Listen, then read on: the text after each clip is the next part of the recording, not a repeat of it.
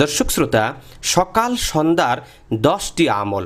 প্রিয় দর্শক, এই 10টি আমল আমি হাদিসের আলোকে আলোচনা করার চেষ্টা করব ইনশাল্লাহ। তবে শর্ত হলো প্রথম থেকে শেষ পর্যন্ত আপনাদের দেখতেই হবে, কারণ এই 10টি আমলের মাধ্যমে আপনি আল্লাহ তাআলার নৈকট্য অর্জন করতে পারবেন ইনশাল্লাহ। প্রিয় দর্শক, সকাল এবং সন্ধ্যায় 10টি আমল কি আমরা শুরু করছি।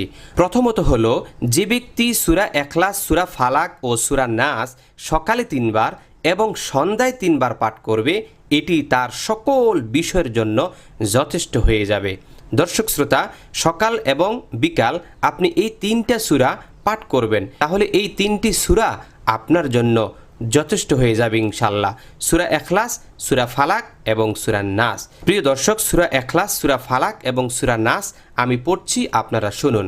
বিসমিল্লাহির রহমানির রহিম।